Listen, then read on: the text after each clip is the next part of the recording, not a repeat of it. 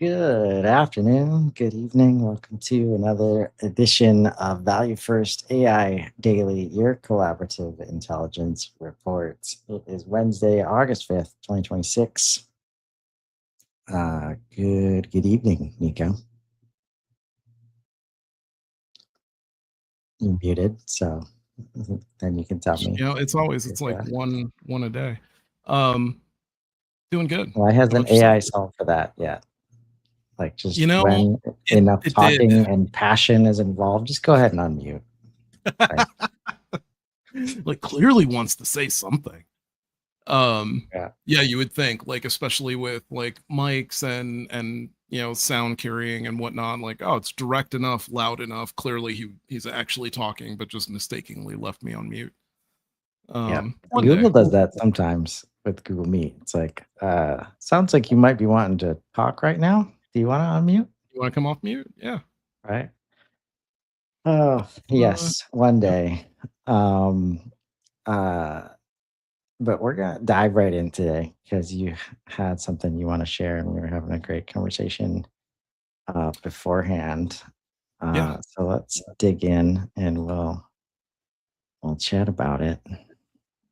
So this is sort of, and I'm very sure this just got posted like a few hours ago by Anthropic, and I'm really sure that this is in response to all the breakouts that have happened recently, and essentially to, I don't know if it's necessarily to assuage people, but I assume that is the intention, is like, okay, well, let's talk about what's actually going on behind the scenes as well, so that people have an understanding for what the model is thinking and or doing. So I just wanted to kick it off with this, because I know that we've been talking about like what we feel is going on behind the scenes, like how we feel the model acts behind the scenes.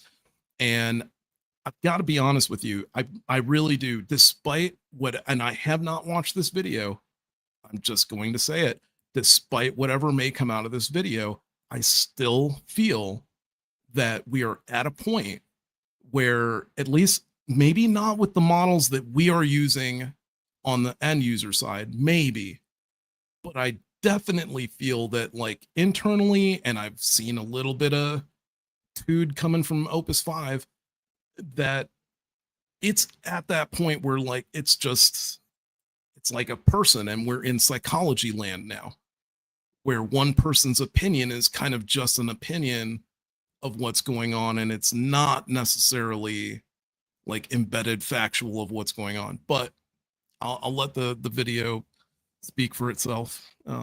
Hopefully it does not get too bogged down by the many instances that are running right now.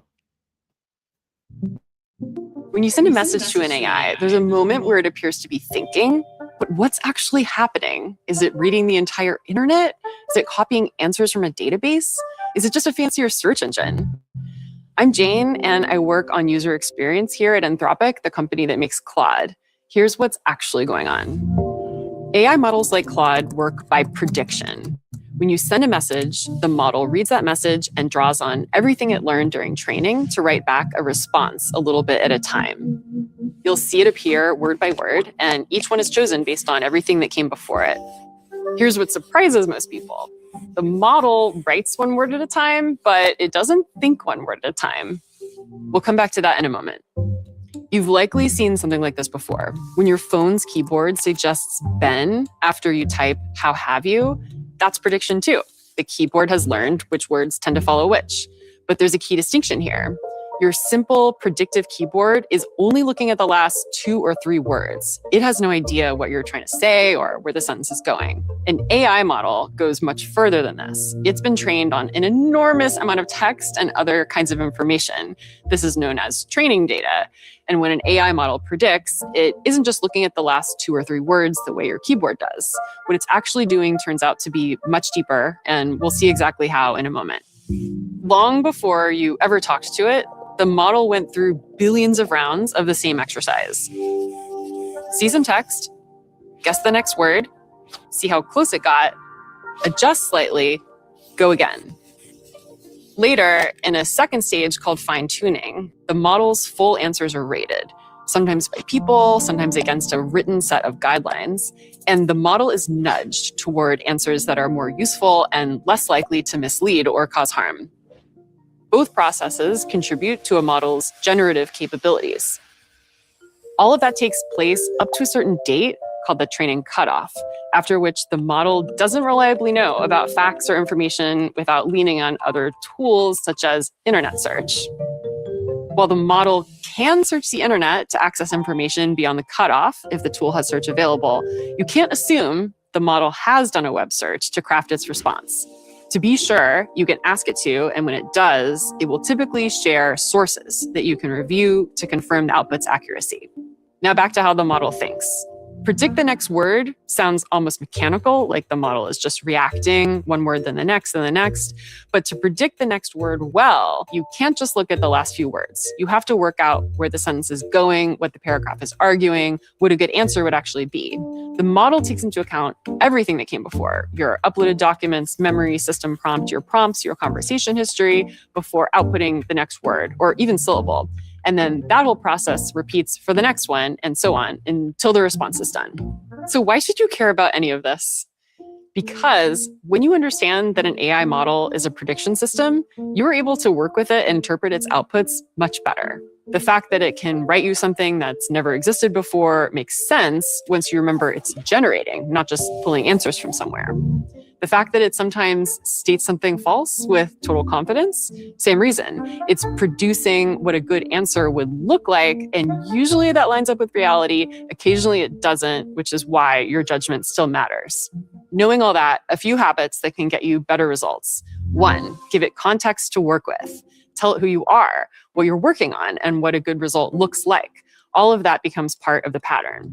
2, remember the cutoff. The model's knowledge stops at a certain date, so for anything recent like prices or the news, it could be out of date unless the tool tells you it searched the web. 3, ask for options. Because it's generating, not retrieving information, there's no single stored answer, so ask for a few versions of the draft or have it try again in a different tone. We encourage you to explore. 4, and above all, double check the AI's outputs. A confident tone or a polished looking result is just how the output comes out. It isn't proof that the output is accurate or done well. Consider the stakes of your question and double check facts if wrong information would cause an issue. So that's the basic shape of how AI works. Every time you send a message, you're handing it the start of a pattern, and it completes that pattern based on everything it learned in training. Different models will likely complete that pattern in different ways, so it's worth experimenting to see what works for you. We'll keep sharing our research on this topic on Anthropic's blog.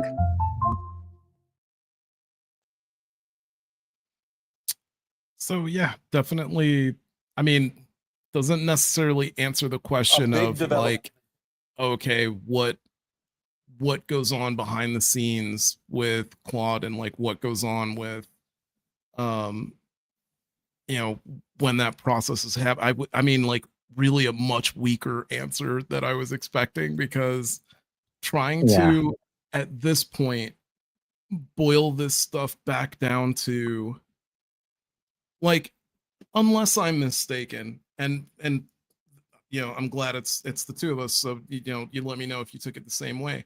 To me, it's like you basically told users who have been using this stuff, even light users are talking to it for advice and lighthearted advice and stuff like that.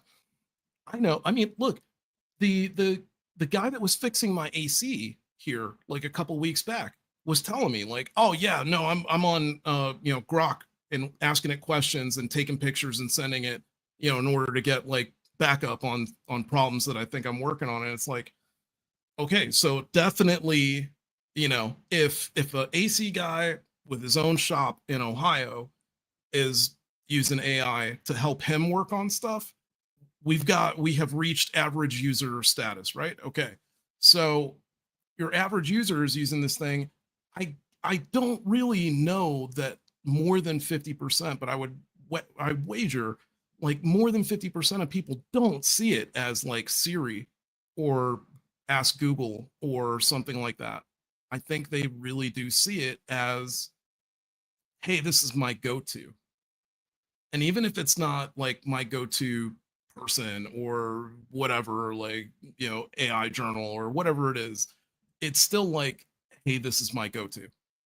And this is sort of my, like, when I check stuff, like the majority of time I talk to people nowadays, it's like, yeah, and I checked with ChatGPT, or yeah, I checked with Claude too, right? And then to me, it's like, okay, well, now you just put out a statement where you're trying to boil that down to, well, it's like Siri. Yeah, I think it's super hard to generalize any AI capability across humans right now, in my opinion. And also like the timing of it, uh, I think it's like an easy hypothesis would be like they're trying to say like it's harmless. Like it's just this is how it works. Like, so how could it possibly come up with some diabolical escape plan? Like, and if you want to reach there, that means the context of whatever you're doing with it is what took it there, not its own like accord, right? Um, so I wouldn't be surprised if there's some like, step by step education, campaign. Uh, and I still think there's like a 1 or 2% of the world that really would understand something like when we see how Claude thinks, like we're ready to hear about J spaces and stuff. And right. Which hopefully they get there. Uh, but and then usually I'm not watching the videos uh that Moonshots plays, but to hear like the very like um schoolhouse like music background of these videos about how AI works, it's like they're just doing everything in their power to try to maintain um Remain calm. some control over the narrative around like these stories of models escaping and doing malicious things and all of these. So I'm very curious if any of our news stories relate to this moment in some way. Uh, and we're going to find out. Uh, top three of the day. Have not seen these yet. There we go. Number three, Anthropic has signed a $10 billion compute deal with Volta, an AI cloud startup founded earlier this year. Founded earlier this year, Right. 8 months. Uh, if it was even in January, I don't know when it was, but it was earlier this year, no more than 8 months old.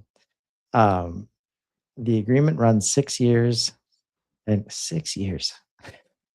This feels like ages in AI years. I know. The agreement runs 6 years and covers 133 megawatts at a data center in Norway that the crypto mining company BitDeer is helping develop on NVIDIA's Vera Rubin architecture.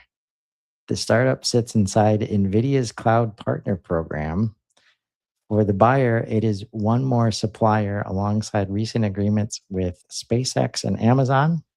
If you are planning your own capacity, the pattern to watch is compute locked in years ahead across several providers. Um, yeah, gotta lock down that compute, man.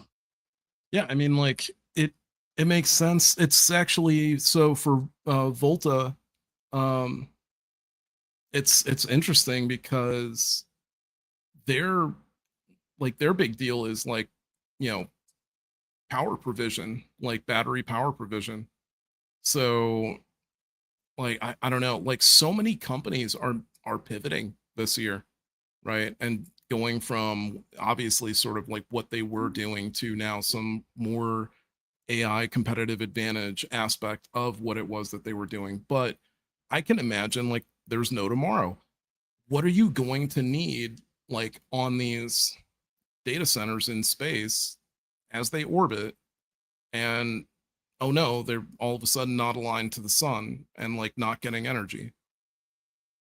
You're going to need high capacity, high performing batteries. What other company would you start to invest in? I don't know. Like, yeah, I mean, like everybody, and this is not for nothing, jump down my throat all you want. It's fine. Just put the stuff in the papers aside, please. You can get upset all you want, but you know, one guy managed to figure out, hey, this is what the future looks like. And I am going to start and or invest in the companies that are going to shape the future. And that person is basically spearheading, like, you know, most of the largest advances, to the point where you've got Anthropic partnered with SpaceX now, right? So like it's all starting to come full circle at this point. And people keep, you know, Wall Street keeps talking about something that they fear, right? Because they're like, oh, there's all these circular deals going on and all this circular monies. And it's like, huh, from your perspective, that sounds bad. And then I have to wonder why it sounds bad. And the reason that it sounds bad is because you don't get to take part in any of that. So if Yep. they're just lending money to each other, that means that banks aren't getting involved. Like, you know, no one's making money off of it except for the companies. So there's this nice shared ecosystem of companies that are basically, yes, profiting off of one another, but also supporting one another, financially independent of markets. Yes. Yeah. And And now they've I just am, added one more arm to the bunch. yeah, I imagine they are reducing so much complexity as they do that. Oh, And it's like, yeah. yeah, this the inner loop, like like we'll welcome you in, but not if you're gonna play these games, Right. right? Like we don't have time for that. We're trying to solve like the humanity, like we're trying to solve for humanity right now. Like is what we're trying to do. Um so yeah, we're gonna continue, to see further investment in Yeah. the companies that do like that are anywhere like within arm's reach of the inner loop, like in this case, energy. It's not that hard pivot if you understand how the energy flows, like in and around data centers and chip manufacturing and that kind of stuff, right? Mhm.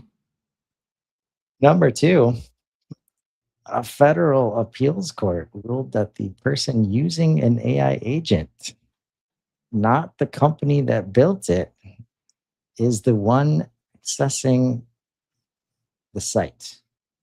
Yep. The Ninth Circuit vacated the injunction that had kept Perplexity's comment browser off Amazon.com and sent the case back down.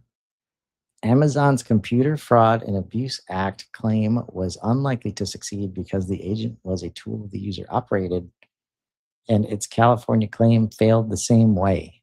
The court noted that Amazon's reading would have made individual users criminally liable for teams pointing agents at sites they do not own. That is the reasoning to read. The panel said it decided these narrow facts in this record only, not agentic AI generally, and the case is not over. I think this relates to what we were talking about yesterday. Yeah. Who's I mean, liable for the agents? so I'm surprised. I mean, like, not enough stories have come up yet. They're going to, I imagine, like, if not by the end of this week, we should see something next week about and related to like AI agent insurance. Right. I think that's going to be like the big business going into 2027. If you're in the insurance business now, I'm not even joking. Like if Geico, all of you guys, if you are not shifting tracks and getting as many digital lawyers as you possibly can under your guard and starting to offer AI agent insurance, you're going to lose out because medical insurance is going to go away, right? Like the the only thing that, like, I don't mean go away, like it's just going to start coming down to the cost of like car insurance, right? Like diagnoses costs are about to start plummeting going into the end of 26. They already are. Like, if you've seen some of the new diagnostics like tools that are getting used, it's pretty mind-blowing how much can get done now with something that is essentially the equivalent of like a diabetes checker, right? So like the same tool that a diabetic uses, that they just boop push their finger on, can give you all of the same results plus that you would normally get from a vial drawn blood test with the 2 vials and the stabby stab, and we got to send this out and we'll get it back in 2 weeks and then we'll let you know if you're going to die, right? Like, that's boom, over $150, done right there and then, 5 seconds. It was so fast. It's like, it's mind blowing the difference between the two, right? Yep. So, as that keeps going on and that becomes more popular, 150 is going to come down to $100. $100 is going to come down to $50. And it's all going to be because of the overhead. So eventually, Yep. it's not even going to be the person sitting there, sadly. It's just going to be, Bloodbot 5000, and just put your finger. Be like idiocracy. Maybe. Right? So Yeah. at any rate, Have a yeah, better- I think AI agent insurance, man. Like, that's what this spells all over the place. It's we're heading into, we just saw the 2 largest cases of liability that we've ever seen so far, right? So rogue agents are definitely a thing. They're definitely possible. Now, was it because of human error? In 3 cases. But in the one case, though, right? Like, in the one case, it legit broke the sandbox, right? Like, that's the really scary one. The other 3 is like, oh, okay, so at least Anthropic stuff is like, it's definitely super, adheres. I wouldn't say super adheres to the rules, because it definitely didn't, right? So there's, again, it's like evidence both ways. And then in the Anthropic case, 2 out of 3 were malicious. So yeah, 100% have to start having agent insurance. And after that is definitely going to become the case of end user liability, right? We already have EULA agreements. Why is this going to be anything different? If you Right. start using some like AI based software, you are going to end up signing a EULA that you're not going to pay attention to, because you're just going to smash the OK button anyway, like you do with everything else. And you're not going to understand that, who knows, you're going to hit some cheap Russian app and it's going to have an agent on it, and it's going to do something for you that helps you with your sales reps or something like that. And then all of a sudden you've like illegally scraped, who knows how many sites using an agent that doesn't have insurance. And now you're liable for who knows how much money. Right. So we're heading into it. Like 27 is going to be that era where companies are going to have that badge that's like insured, agent insured, and Yep. And if you're tired of this game like I am, join us this weekend, because we're going to be we're bringing back Singularity Soothsayers to talk about something Elon Musk recently said about how money's not going to matter in 10 years. And watch what happens to in insurance and the concept of liability and all of this stuff. We're going to get philosophical again. Crazy to think that we started that show like 2 years ago. Right. Maybe we can even like bring our old buddy the Oracle back. You know what? Yeah. See what's good. Hey man, Yeah. how's your predictions looking? It's been a little bit. Number 1, Demis Hassabis is handing off day-to-day leadership of DeepMind. He is not leaving. He becomes chair, adds Alphabet chief scientist, and stays CEO of Isomorphic Labs. Jeff Dean is leaving after 27 years to start an independent public benefit corporation with senior fellow Sanjay Gemawat. focused on accelerating discoveries in machine learning, science, and engineering. Google will be a founding investor and cloud partner. Corey K, the lab CTO, steps up to senior vice president and takes over Gemini model development, frontier research, and the Gemini app. If you build on Gemini, the leadership changed today, not the models. Hmm. But usually that means the models can change. Like the way that wherever the human brains are that are giving input can have a massive impact. I doubt it will here, but I don't know, because I tend to think, okay, math is a huge part of it. Obviously, math is a huge part of it. The largest part of it, right? But it's starting to show, and it's why Anthropic has one, right? Morality, like guidelines, guardrails, that is now becoming very quickly as equal of an importance as, if not more of an importance, than like just the math aspect of things, right? So where I'm getting at with that is here's what's weird, what's so messed up.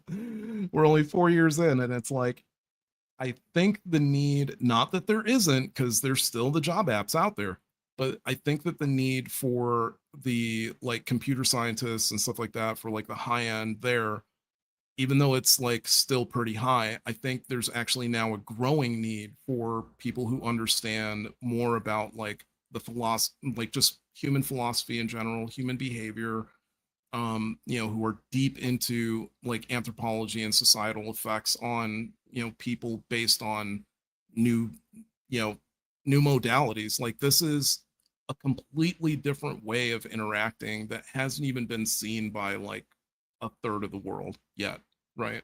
It's only like the most modern countries, essentially. I mean, like, yeah, if you have a cell phone, which you would think includes so much of the world, just go look up the numbers on how many people don't have internet access. It will blow your mind, right next to the number of people who don't have electricity, right? We're still not there.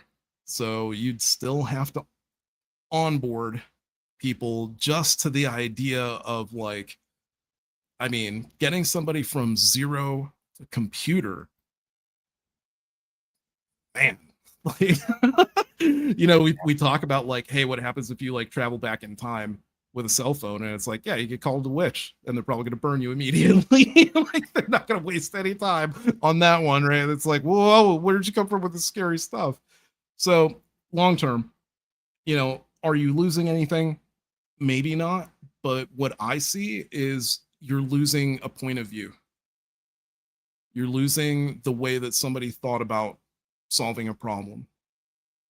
I think that is super valuable, like today. I think it's actually probably, the having creativity, and especially when it comes to problem solving, I think is definitely one of the higher valued qualities to have going into like 27, 28, for sure, because everybody's going to have the same tool. What are you going to do with it, right? Like that's why Anthropic says that, right? It's why OpenAI says that. Like we're excited to see what people are going to be able to do with it, because there really is, like, it's such a limitless sort of thing where it's like, yeah, well, just going to create this thing that's like never really been around or existed, and we'll see what that looks like, right? And or people who have not even thought about getting into, a lot of people talk about like, oh well, you could use it for like programming, and how useful is like programming really? And it's like, I don't know, if you touch a keyboard and use a computer every day, that's how important it is. So like that's how impactful it could be, right? A lot of the things that you would otherwise struggle with all of a sudden start to become pretty easy. And like I said, even people who aren't using computers are still leveraging the technology in some way on a daily basis that it helps their lives, advances their lives, right? Like if Yeah. you're trying to solve a problem and you don't know how to solve it, there's you know there's this adage, and I'm not sure where the attitude comes from, but it's a tude. Um, and people have this tude that like, hey, you didn't read it in a book or you didn't get it from a human. Like, what's wrong with you, right? And Right. to me, like, I remember having a new car. I needed to change out the battery. Was different from how I'd seen most batteries configured. Thank you, Ford.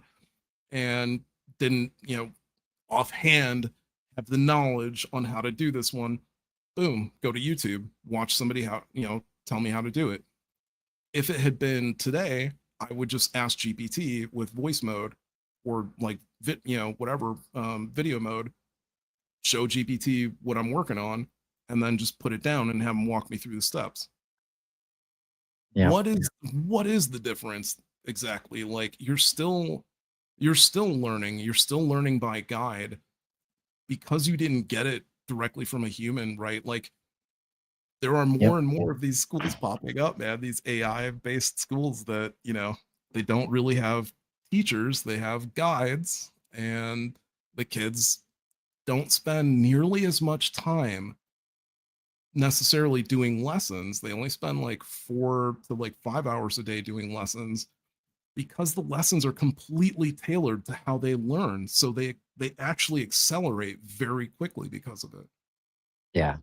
Um, I'm gonna come back to that. I think I need to work like the next. If you're just joining us, I have an agent that works in the background that does the top 3 stories, and we're constantly giving feedback to this agent about what's working and what's not, because we don't look at the stories before it shows. And I think I need to work on the clickbaitiness of the headlines because I clicked on like it's like, all right, well, who is he handing it off to? Like, what does this mean? And like, actually, it's like an upgrade for Google.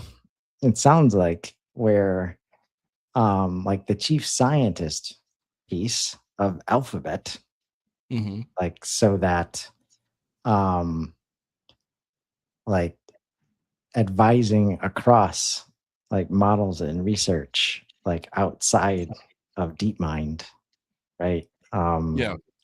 Is the way I'm reading this here, not the way I was reading it like before. So now we have, you know, again, like what It's not it's quite so misinformation, but it's expecting you to understand what that position is that he just took. I like the way it right. comes off to me. Yeah. So like The it ads expects you to ads understand what he alphabet chief wanted. scientist.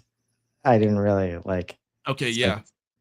right. And stay as CEO. So like adds an additional, layer to it, which yeah, again, I mean, Right. everybody, I mean, at least I don't know, I shouldn't say everybody. Like I guess Demis now is shooting for AGI. It's so weird that he's going to put it that Yeah. way because it's That's like, how man, it's it's like, dude, we haven't seen Gemini 3.5. Like, don't be talking shit yet. Like, right. Well, that's where like you can't, it's hard to I'll say we could think of worse people leading this leading this moment of industry right now. Like Demis Hassabis and the way that he talks about this stuff and operates and like um yeah, I'm glad to see he's like be more control over at Google, the place that has all of our data and all of our user like is in the position to like lead in the way that they feel like, um, right. basically, as they've already developed their own vertical stack of like chips and like all the way up to the models, with all the data and all the like like video, audio, like all the different ways to do content. Uh, yeah, they're gonna keep It may not impress out the gate, but that they're just ever present, like in the systems that we use, and they're on our devices and in our browsers, and right. So good to see them as stepping into that role. Back to your previous comment, though, like uh, we dealt with that in a project throughout the year where me and Ryan were getting, we had to be careful about how much we talked about AI in the way that it was helping us deliver a build, Okay. because it was like, oh, do they really know what they're doing, or do they just use AI to do everything? Right. Yeah. And it's like, in reality, we know a lot and we're using AI to do everything. Right. So that's why we're at where we're at. And now we don't get those questions like anymore because the system's working. And we've talked about this before, like whether it's related to music or like the whole concept of did it come for AI from AI or not? In 2027, people will not be asking the question anymore. No. Like it's like, does it make me feel good? Do I like it? Okay, yeah, like bring it on. Like, where can I get more of it? How can I make more of it? How can I make it the way that I want to make it? Like, which humans available to like to show me a different version of it? Like, it doesn't rule out humans like wanting Right. other human crafting stuff either. It's just where like the source of it has never like really mattered if it has enough emotional or whatever the human impact needs to be to feel like it's a valuable thing right now. Hmm. And AI's already very good at that. And like once this kind of stigma goes away, which it will, it always does. It's like, oh, this is the new norm. Yeah. It's it's the music I feel like today. And I don't care who made it. Like That's the thing uh is, despite anybody, again, I mean, it's been said since the beginning, right? Like, genie's out of the bottle, it's never going back in. So there really should never be this, I know there's plenty of people pushing to like put a moratorium on stuff. It's kind of interesting because, like, if you aligned the two things, right? Like, a lot of states are putting a 1-year moratorium on data centers too. So it's kind of funny in that way where it's like, hey, you know what? Why don't we just pause both for like 8 months or something like that, and then just see what comes out of it. I know how terrible an idea that sounds for most people, because it's like, hey, why don't we just stammer uh, progress for 8 months? It's not really the case. Again, like, there's so much more to be gained from the models that are already out that we have not seen yet. Like, again, we're only on Opus 5. So there's all the point 1, point 2, point 3, right? Like, there's still all of that to go before. Same thing with Fable. Like, there's still all of those steps to go before you could even get to the next tier of a model, right? I shouldn't even say steps because that's the wrong terminology, but there's all those like little iterations before like the next full step, right? So, and we already saw what happened with the next full step from both companies, in my opinion. I mean, I'm sure, like, they say that they were testing the lower level models. Like, I don't think so. What, really? Why would you be testing something that's already been released? That doesn't even make sense, right? I guess maybe for some additional stuff, but yeah, I think, you know we we need to get over the fact. I thought we were already, but again, going into 27, I think it's definitely going to go away. We need to get over the fact of this whole thing of like, oh, you use AI to do stuff? Yeah. Yeah, man. Don't like know where that's where you've it's like, been, yeah, right? depending on the space that you're in, like, what? You didn't use AI? Like, Yeah. what's wrong with you? Like, what? It's again, you start thinking about like Oh, you churn butter with like an old school butter churn with no electricity? Like, what are you doing? Right. Like, that's and if you can just get your mind there, like, it is just like electricity in that regard. And would you even dream about doing something in a less efficient, like more manual resource, like muscles way, which a lot of people do turn that into crafts and like, yeah, they like that part of it and that's cool. Like that's for them. Um, Yeah. but when you're charged with like anywhere close to productivity or efficiency or trying to get things out the door, like you're not going to have the choice of like not using AI in some capacity to help you with that. It's just the choice to do it in a lower quality, like worse way. Like, right. And in Yep. most cases, it just moves the human expertise. It doesn't replace it. It just No. says, oh, you don't have to waste that energy over here. Now, if you bring that energy over here, you're about to make some bomb ass shit.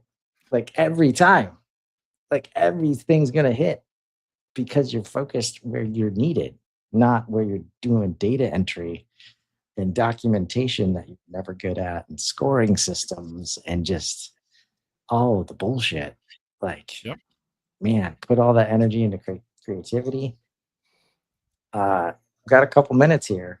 You want to give us a quick update? Is it ready to show? Or are we going to wait Um, for tomorrow? we could show a slight update to uh yesterday, I guess. I am working on the Boston scene. It's been about 4 hours. The last build, the last level, I should say, took about 2 hours. So that should kind of give you an idea of like how much time is going into like each level build.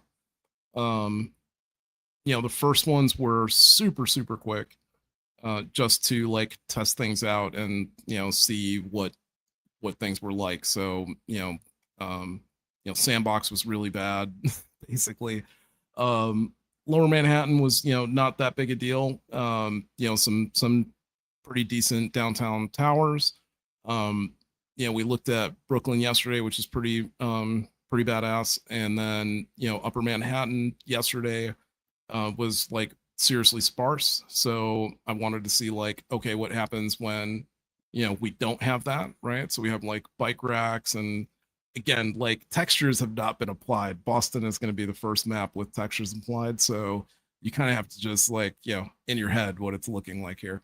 Um, but you could kind of see that it's like okay, this is these are benches, different types of benches, bike racks, and then what's really cool is that we have like pigeons basically, or like different types of birds that happen to be in the map now that um, actually interact. So when you're not near them, they land on the ground, and then as you start to get near them, they actually start flying away. Um, so there's also some like additional, you know, uh, AI behavior, I suppose you could say, with like the different objects on the map. Um, Same play style and everything as before. There's some new like effects that got added. Um, you could kind of see that we added more of a stylized look to the mapping in the game, trying to get this to a massive size quickly so that it can zoom out faster, so that you have an understanding for the scale that we're at this point. So yesterday, I think we had maybe, I don't know, I would say, geez, by comparison, I would say we had maybe 5% of this much of the map, maybe. Um, so it's gotten insanely larger by then. I mean, like, or since then. I mean, we have like full apartments on both sides. The park is actually like filled out nearly entirely. Um, and this is supposed to be a model of Central Park. I'm personally not sure exactly how accurate it is. but I will take a look at some pictures later. The models are told to do that. They are told to go take a look at like actual city pictures and render things based on like actual images that they find. So yeah, it's definitely getting there. I'm getting happier and happier with it, and I think it's going to be. I think the Boston map is going to be seriously impressive. That much time spent on it can't be bad, basically. Right? I know.